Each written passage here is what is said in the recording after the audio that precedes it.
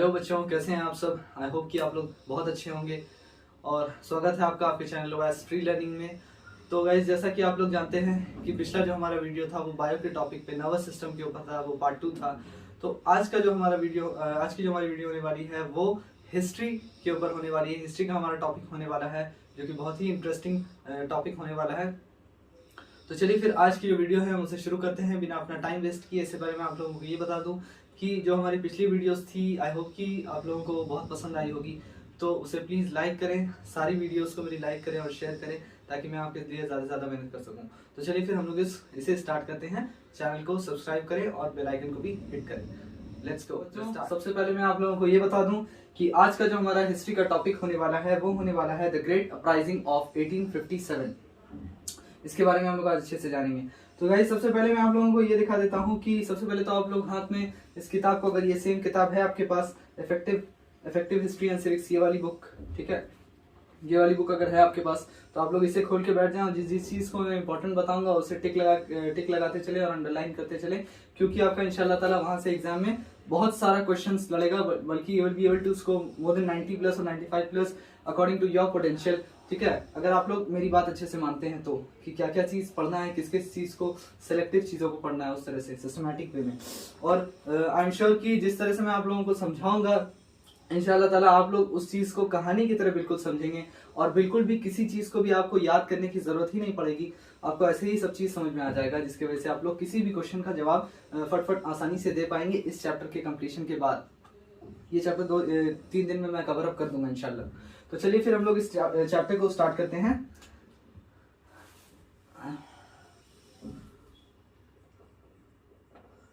The great uprising of 1857। ठीक है बच्चों, तो ये इस चैप्टर का नाम है। अब बच्चों, सबसे पहले मैं आप लोगों को ये बता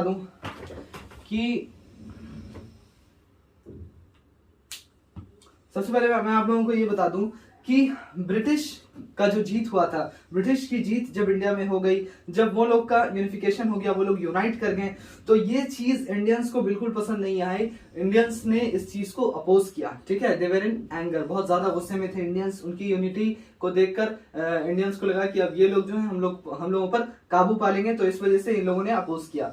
अब ये जो अपोजिशन था ब्रिटिश रूल के अगेंस्ट, जो ये अपोजिशन था, यानी इंडियंस जो थे, और ऑब्वियस है कि अपोजिशन कौन हो सकता है, इंडियंस ही होंगे ब्रिटिश के अगेंस्ट। तो इन्होंने क्या किया, ये हाईएस्ट पॉइंट तक पहुंच गए थे इसी रिवॉल्ट में, ये इसी अपराइजिंग में, यानी कि द ग्रेट अपराइजिंग ऑफ 1857 में ये लोग अपने उरुज पर थे। कौन लोग? ब्रिटिश के जो अपोजिशन थे, जो इंडियंस थे, वो लोग अपने उरुज पे थे। तो इसमें क्या हुआ, द ग्रेट अपराइजिंग ऑफ 1857 में सबसे पहले मैं बता दूं आपको बच्चों की लाखों पीजेंट्स ने हिस्सा लिया, लाखों आर्टिसंस और सोल्जर्स ने भी पार्टिसिपेट किया। पूछ सकता है कि किन लोगों ने पार्टिसिपेट किया, तो पीजेंट्स, आर्टिसंस और सोल्जर्स ने पार्टिसिपेट किया। Peasants, P for peasants, artisans and soldiers ने पार्टिसिपेट किया, ये होगा आंसर। मिलियंस ऑफ पीजेंट्स, ठीक है, सोल्जर्स एंड आर्टिसंस। अब देखो, ये जो इन लोगों ने जो पार्टिसिपेशन किया इस अपराइजिंग में, ये इस चीज ने ब्रिटिश गवर्नमेंट की जड़ को हिला के रख दिया। इस चीज ने ब्रिटिश गवर्नमेंट के फाउंडेशन को, उसके बेस को, उनके आइडियाज को हिला के रख दिया। तो ये तो था बच्चों हमारा इस चैप्टर का सिर्फ छोटा सा इंट्रो। अब हम लोग आगे ये जानते हैं कि आखिर इस अपराइजिंग का कॉज क्या था, क्यों ये जो पीजेंट्स थे, आर्टिसंस थे, या जो भी लोग थे, सोल्जर्स थे, इन्होंने इतनी बड़ी तादाद में यूनिफिकेशन क्यों किया, यूनाइट क्यों किए ये लोग अगेंस्ट ब्रिटिश रूल, ऐसा क्यों हुआ था, इसके पीछे क्या कारण था। तो चलिए हम लोग इसे बारी बारी से समझ लेते हैं। पहले इसे मिटा लेते हैं।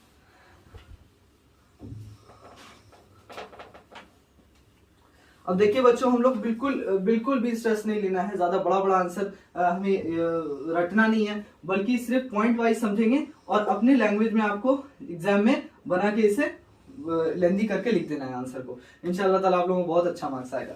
अब देखिए, मैं सबसे पहला पॉइंट आपको समझा दूं कि इसके पीछे जो कॉज था ग्रेट अपराइजिंग ऑफ 1857 के पीछे, वो क्या था। तो सबसे पहला जो पॉइंट है बच्चों की ब्रिटिश पॉलिसी ऑफ कंट्रोल। सबसे पहला था ब्रिटिश पॉलिसी ऑफ कंट्रोल। अब ये क्या था बच्चों, देखिए ये जो पॉलिसी थी ब्रिटिश की, ठीक है, और ये लोग जो चाहते थे कि ग्रेजुअल एक्सटिंक्शन हो जाए बहुत सारे नेटिव इंडियन स्टेट्स का, बहुत सारे इंडियन स्टेट्स का ये लोग gradual extinction in the sense कि ये लोग फॉरेन से चाहते थे कि ये लोग सब खत्म हो जाए, जितना भी इंडियन स्टेट्स है वो खत्म हो जाए और उन स्टेट्स पे इनका कब्जा हो जाए, यानी कि ब्रिटिश लोगों का कब्जा हो जाए। ये बहुत बड़ी शिकायत थी आपकी इंडियन रूलर्स की, क्योंकि वो लोग नहीं चाहते थे कि ब्रिटिश इन इंडियन स्टेट्स पे काबू पा ले। अब देखिए जैसा कि हम लोग जानते हैं कि बैटल ऑफ प्लासे से लेके, ठीक है, बैटल ऑफ प्लासे से अगर हम बात करें तो ईस्ट इंडिया कंपनी जो थी उसका टेरिटोरियल पावर जो है वो बहुत तेजी से बढ़ता चला जा रहा था पूरे देश में, ठीक है, बैटल ऑफ प्लासे के बाद से। तो ब्रिटिश लोगों ने क्या किया, उन लोगों ने अपने पॉलिटिकल पावर को एक्सपैंड करने के लिए इंडिया में वॉर्स छेड़ने शुरू कर दिए, ठीक है, by following the system of subsidiary alliance. अब उन लोगों ने वॉर्स छेड़ने शुरू कर दिए by following the system of subsidiary alliance, ठीक है, इसका इस्तेमाल करके उन्होंने वॉर्स छेड़ने शुरू कर दिए और इन्होंने डॉक्ट्राइन ऑफ लैप्स को भी अडॉप्ट किया, ठीक है, डॉक्ट्राइन ऑफ लैप्स, इसके बारे में भी आप लोगों ने सुना होगा, DOL, डॉक्ट्राइन ऑफ लैप्स को अडॉप्ट किया और उसके बाद मिसरूल करना शुरू कर दिया, ठीक है, अपने पावर्स का गलत इस्तेमाल करना शुरू कर दिया। तो ये तो था हमारा बच्चों पहला cause, British policy of control. आपको ये समझ में आया होगा। दूसरा जो हमारा कॉज था, अब देखिए बच्चों बहादुर शाह जफर जो था उसका भी इसमें एक बहुत बड़ा हाथ था, जिसके वजह से कि ग्रेट अपराइजिंग जो है वो 1857 का वो हुआ। अब बहादुर शाह जफर जो था मुगल रूलर, वो इस कंपनी के प्रोटेक्शन में था, ठीक है, ईस्ट इंडिया कंपनी के प्रोटेक्शन में था और पेंशन रिसीव करता था ब्रिटिश से। ये दूसरा कॉज है बच्चों हमारा अपराइजिंग ऑफ 1857 का। बहादुर शाह जफर जो था वो इन लोगों के, इन कंपनी के, ईस्ट इंडिया कंपनी के प्रोटेक्शन में था और इन लोगों से पेंशन रिसीव करता था। अब देखिए हुआ क्या कि लॉर्ड डलहौजी जो था उस वक्त, जो वाइसरॉय था, उसने अनाउंस किया कि बहादुर शाह जफर के जो सक्सेसर्स होंगे उनको अलाउ नहीं किया जाएगा कि वो लोग रेड फोर्ट को अपने पैलेस के तौर पे इस्तेमाल करें। अब देखिए ये तो भाई जंग छेड़ने वाली बात हो गई। ये अब ऐसा हरकत करेंगे वो लोग तो गुस्सा तो आएगा ऑब्वियस है, बहादुर शाह के बेटों को या उसके आने वाले पुष्ट को गुस्सा नहीं आएगा कि वो लोग खुद अपना पैलेस यानी कि रेड फोर्ट उसे पैलेस के तौर पे इस्तेमाल नहीं कर सकते हैं। अब देखिए उन लोगों से कहा गया कि आप जो है कुतुब मीनार के पास वाले एरिया में शिफ्ट हो जाइए, ठीक है, they were required to shift to a place near Qutub Minar. अब 1856 में क्या होता है, ये तो दूसरा पॉइंट का आप हेडिंग दे सकते हैं, role of British during Bahadur Shah reign, ठीक है,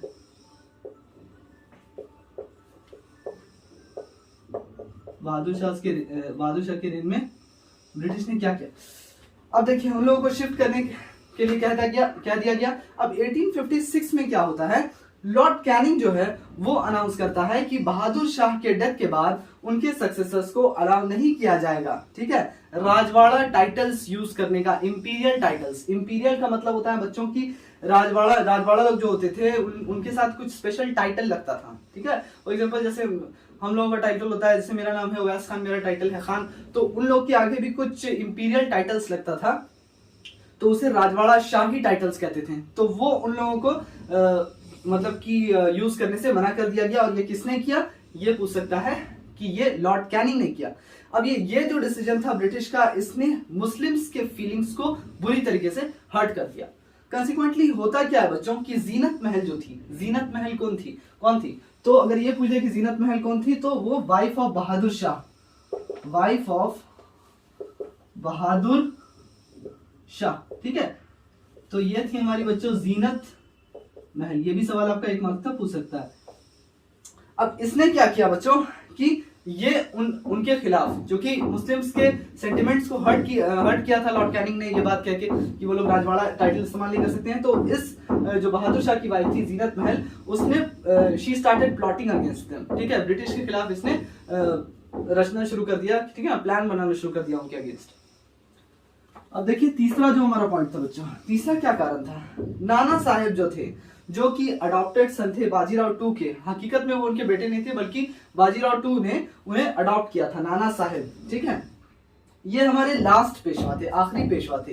अब ब्रिटिश ने क्या किया, ब्रिटिश ने नाना साहेब को पेंशन देने से रिफ्यूज कर दिया, ठीक है, जो कि वो बाजीराव टू को दिया करते थे, उसके पापा को, ठीक है, नाना साहेब के पापा को, मतलब कि वो उसके रियल पापा नहीं थे, उन्होंने अडॉप्ट किया था, तो बाजीराव टू को पेंशन मिलता था। लेकिन ब्रिटिश ने अब नाना साहेब के दौर में नाना साहेब को पेंशन देने से मना कर दिया।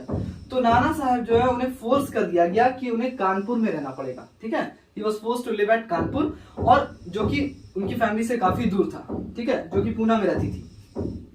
अब देखिए ये चीज जो है ये बहुत बुरी तरीके से मराठा रीजन को, इस मराठास को इस चीज का बहुत नेगेटिव इम्पैक्ट पड़ा, ठीक है, उन्हें ठेस पहुंचा इस बात का, ठीक है।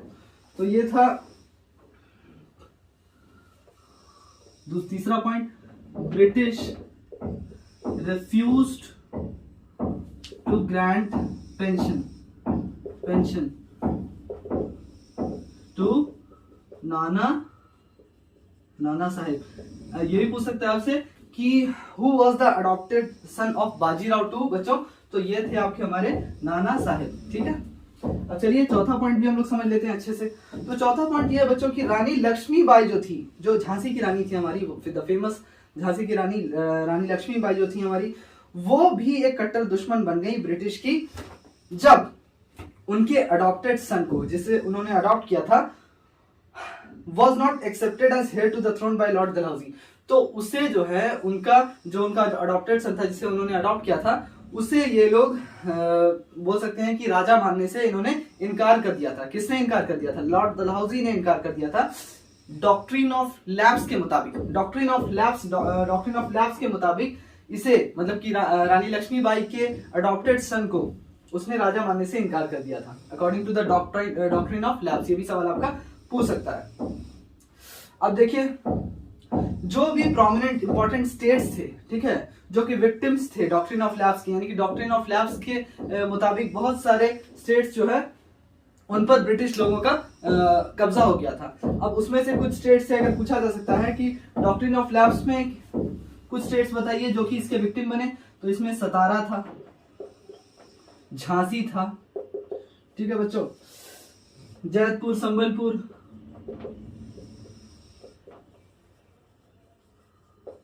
चलिए 4 लिख दीजिएगा, काफी है। तो ये 4 थे, और भी एक्सेट्रा बहुत सारे और भी इंडियन स्टेट्स थे। अब देखिए बाकी के जो इंडियन रूलर्स थे, ठीक है, जिनके ऊपर कोई इफेक्ट नहीं पड़ा था डॉक्ट्रिन ऑफ लैप्स का, वो सस्पिशियस हो गए, ठीक है, let's they should meet the same fate, ठीक है। वो भी समझिए कि इस चीज के लिए तैयार थे कि हम लोगों के साथ भी ऐसा आने वाले कल में हो सकता है। चलिए, तो ये तो था हमारा चौथा पॉइंट बच्चों, यानी कि आप इसका हेडलाइन दे सकते हैं कि इफेक्ट ऑफ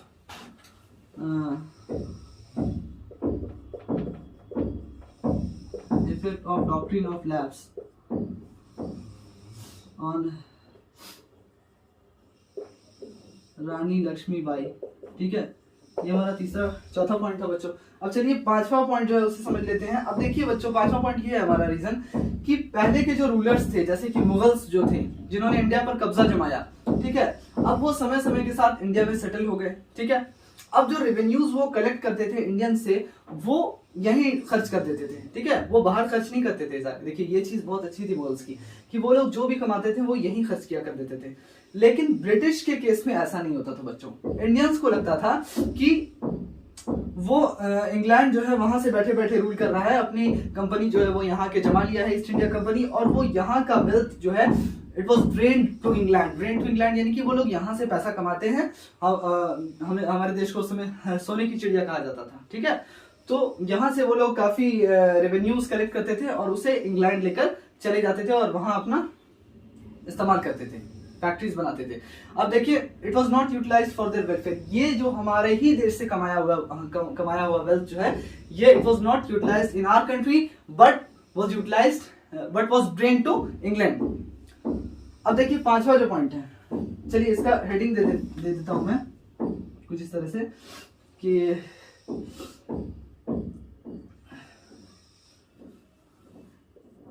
इंडियाज वेल्थ, से मिटा देता हूं,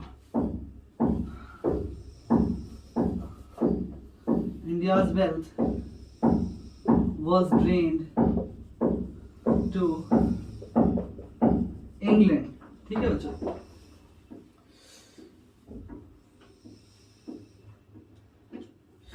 अब देखिए 1856 में क्या होता है, सॉरी इसके बाद वाला जो पॉइंट है वो है कि कुछ इंडियन स्टेट्स ऐसे थे which were brought under the British control. ठीक है, बिना उनको जीते, ठीक है, बिना उनको कब्जा किए वो ब्रिटिश के कंट्रोल में आ गया था, और ये सब्सिडरी अलायंस के थ्रू हुआ था जिसे लॉर्ड वेलेस्ली ने इंट्रोड्यूस किया था। ठीक है,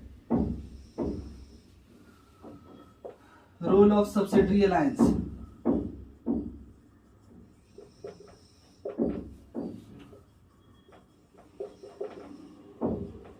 ठीक है, अगर ये पूछे बच्चों कि सब्सिडरी अलायंस कौन लेकर आया था, तो हमारा लॉर्ड वेलेस्ली लेकर आया था, लॉर्ड वेलेस्ली।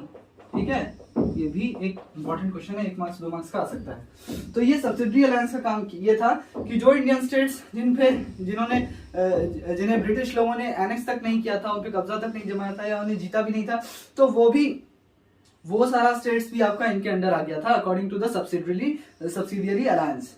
इसके बाद वाला जो पॉइंट है बच्चों, क्या हुआ था कि 1856 में, यानी कि ग्रेट अपराइजिंग जो 1857 में हुआ था उससे ठीक 1 साल पहले क्या हुआ कि लॉर्ड डलहौजी जो है उसने अवध को एनेक्स किया, उस पर कब्जा किया टू द कंपनीज डोमिनियंस। ठीक है, on the pretext of alleged misrule. Alleged misrule in the sense कि वहां पे जो है इसका कहना ये था लॉर्ड डलहौजी का कि वहां के जो भी राजा है वो लोग अच्छे से रूल नहीं कर रहे हैं, उनके अंदर ये कैपेसिटी नहीं है या ये एबिलिटी नहीं है कि वो लोग उस एरिया को रूल करें, तो इस वजह से वो जगह हमें दे दी जाए। ठीक है, लेकिन जो अवध के लोग थे, ठीक है, उन्हें अवध के एनेक्स करने के बाद, यानी कि जब ब्रिटिश लोगों ने वहां पे कब्जा जमा लिया, तो उन लोगों को ज्यादा हार्डशिप्स को फेस करना पड़ रहा था। हार्डशिप्स इन द सेंस कि वहां पे लोगों को स्ट्रगल करना पड़ रहा था ब्रिटिश के दौर में, जब उन्होंने कब्जा जमा लिया था अवध में। अब उन्हें क्या करना पड़ रहा था कि उन्हें लैंड रेवेन्यू ज्यादा पे करने पड़े थे, पहले के मुकाबले ज्यादा टैक्स पे करना पड़ा था। एडिशनल टैक्स लगा दिया था ब्रिटिश लोगों ने खाने पर, फूड, हाउसेज, फेरीज पर और जस्टिस पर। ठीक है, जस्टिस पर भी उन्होंने एडिशनल टैक्स लगा दिया था बच्चों। Annexation of Awadh, annexation of Awadh, ये हमारा लास्ट रीजन है इसका, इन 1856। ये हमारा इसका लास्ट रीजन है बच्चों। तो यहाँ पे खत्म होता है हमारा सारा कॉज, जितने भी रीजन थे, जितने भी कॉजेस थे behind the great uprising of 1857। मैंने आपको ये सात का सातों पॉइंट बच्चों बता दिया यहाँ पे। आई होप कि आपको यहाँ तक बिल्कुल क्लियर वे में समझ में आया होगा एकदम। हाँ, तो बच्चों यहाँ पे आज हमारा खत्म होता है हिस्ट्री का टॉपिक, जो कि द ग्रेट अपराइजिंग ऑफ 1857 पर था, जिसमें हम लोगों ने द ग्रेट अपराइजिंग के कॉजेस के बारे में पढ़ा। तो ठीक है, फिर बच्चों हम लोग अगली वीडियो में अब मिलते हैं। आई होप कि आपको मेरी ये वाली वीडियो पसंद आई होगी। तो जिन्हें पसंद आई है वो लोग प्लीज मेरी वीडियोस को लाइक करें और शेयर भी करें, ताकि मेरा हौसला बढ़े। तो चलिए फिर हम अपनी नेक्स्ट वीडियो में मिलते हैं। तब तक के लिए आप लोग अपना ख्याल रखें बच्चों। खुदा हाफिज, नमस्कार।